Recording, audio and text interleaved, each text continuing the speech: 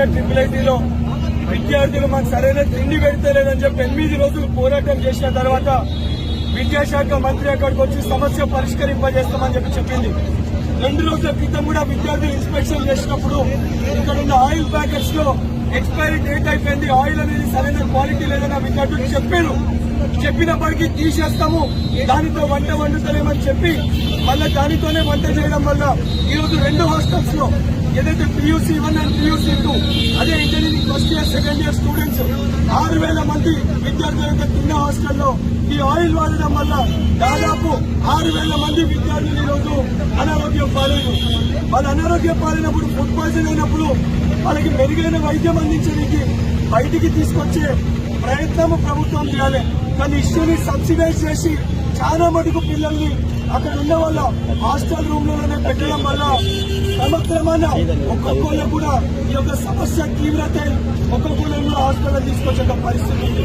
ఈ యొక్క ప్రభుత్వం కేవలము ఆ కాంట్రాక్టర్ ఎవరైతున్నాడో హరీష్ రావు బంధువు కాబట్టి, హరీష్ రావుకు సంబంధించిన కాంట్రాక్టర్ కాబట్టి ఆ కాంట్రాక్టర్ ని కాపాడే ప్రయత్నం చేస్తుంది తప్ప ఆ విద్యార్థులకి న్యాయం చేసి మెరుగైన తిండి పెట్టాలన్న ఆలోచన రాష్ట్ర ప్రభుత్వం లేదు.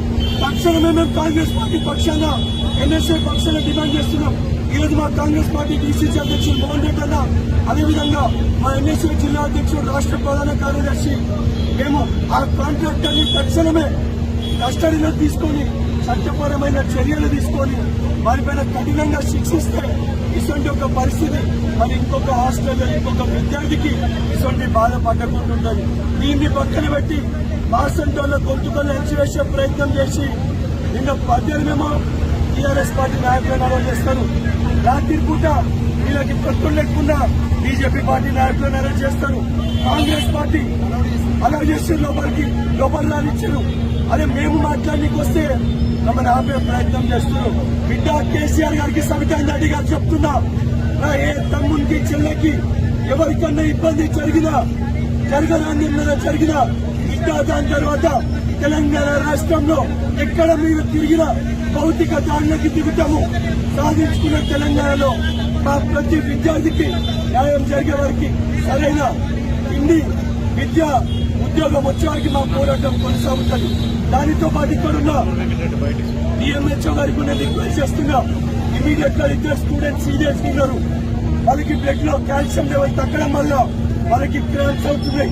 ఇమీడియట్ గా మెరుగైన వైద్యం కోసం వారిని హైదరాబాద్ ఉన్న యశోద హాస్పిటల్. హాయ్ ఫ్రెండ్స్, మా టుడే టుమారో యూట్యూబ్ ఛానల్ చూస్తున్నందుకు చాలా థ్యాంక్స్. మరిన్ని లేటెస్ట్ వీడియోస్ కోసం వెంటనే సబ్స్క్రైబ్ చేయండి. అలాగే ఈ బెల్ ని కూడా రింగ్ చేసేయండి. మా నోటిఫికేషన్స్ అన్ని మీ మొబైల్లో వస్తాయి. అలాగే మా వీడియోస్ మీకు నచ్చితే లైక్ చేయండి, షేర్ చేయండి, నచ్చకపోతే కామెంట్ చేయండి.